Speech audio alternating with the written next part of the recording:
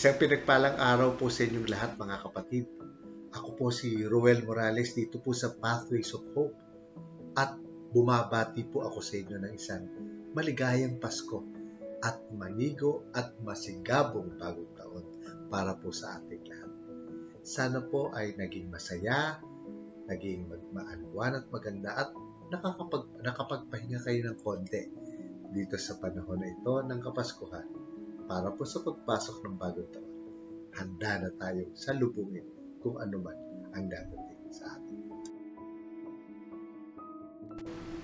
Samahan niyo po akong magnilay sa ating ebanghelyo sa araw na ito. Ito po ay hango sa ika-6 na Marcos. Alam po natin itong kwento na to. No?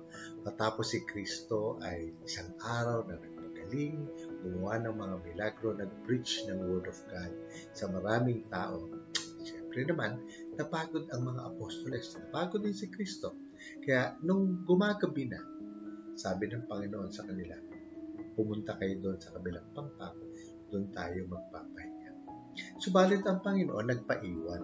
Kaya yung mga disipulo, sumakay sila sa bangka at sila'y sumagwan, pumalaot upang pumunta sa kabilang pampang.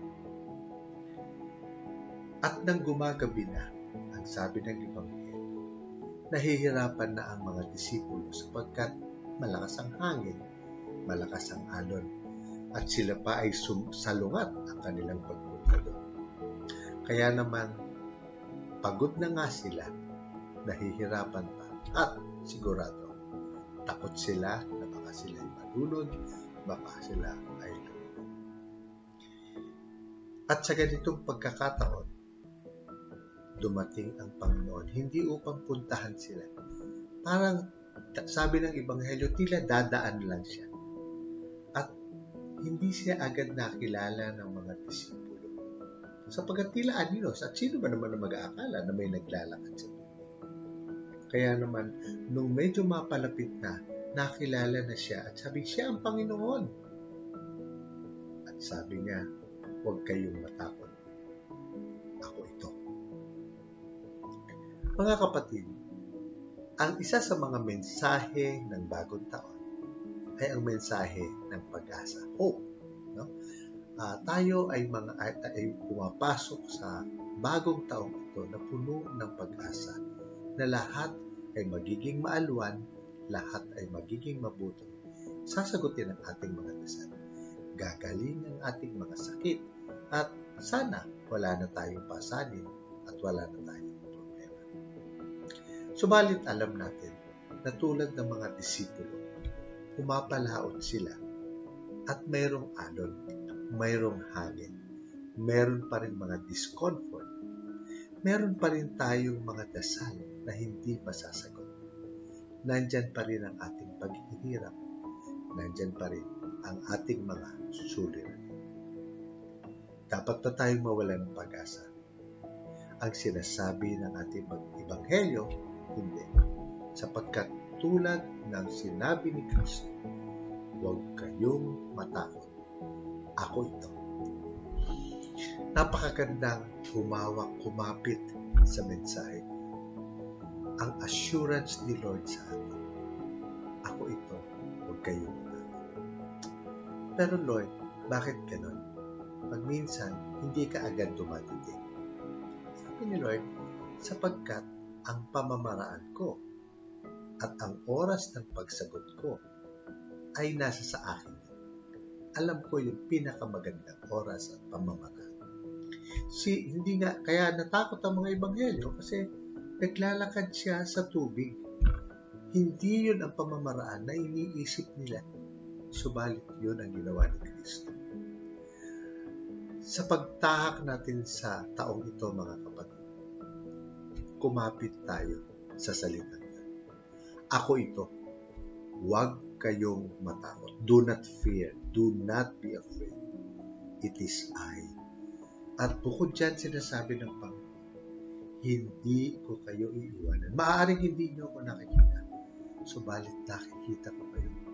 Nakikita ko kayo at alam ko ang inyong pinagdadaanan. Naririnig ko ang inyong mga dasal. nakikita ko ang luha, nakikita ko ang pagpupursige. Sabi ng Panginoon, huwag kayong matakot, nandito ako. Oo naman, kailangan nating gawin ang ating mga dapat, ang ating role. No?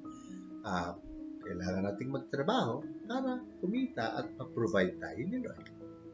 Kailangan tayo mag-ingat sa katawan natin para hindi naman tayo magkasakit. At kung tayo magkasakit, pupunta tayo sa ospital, kukonsulta tayo sa doktor. Meron tayong role, meron tayong participation sa ginagawa ng Panginoon. Subalit lahat ng ito ay kung ano lang yung dapat gawin. Ang sagot, wala doon. Nasa Panginoon pa rin. Kailan dadating? Hindi natin alam. Paano dadating? Hindi natin alam. Basta ang sabi ng Panginoon, manampalataya ka at punuin mo ang puso mo ng pag-asa. Hindi kita iiwan. Sana mga kapatid, sa pagpasok ng bagong taon ito, huwag nating kalimutan na ang Panginoon na minahal at hinalikan natin at sinamba natin doon sa sabsaban ay ang Panginoon na kasama natin sa kadiliman ng ating buhay. Kasama natin sa pagpapalaot natin sa taong darating. Kasama natin sa kabila ng mga unos, sa kabila ng malalakas na hangin, sa alon na magpapahirap sa atin. Hayaan natin ang Panginoon ang magbigay sa atin ng assurance. Do not be afraid. It is I. Huwag kang matakot. Ako ito. Yan ang tunay na diwa ng ating bagong taon. Yan ang tunay na diwa ng 2026. Sana po, ang pananampalataya natin ay hindi kailanman matunaw. Bagkus, araw-araw, ito ay mapalakas natin, mapagpanibago natin, sapagkat tayo'y nananalangin at laging humihingi sa Kanya at tumatawag sa Kanya. Muli po, Ruel Morales po. Dito po sa Pathways of Hope. God bless you at muli. Happy New Year to everyone.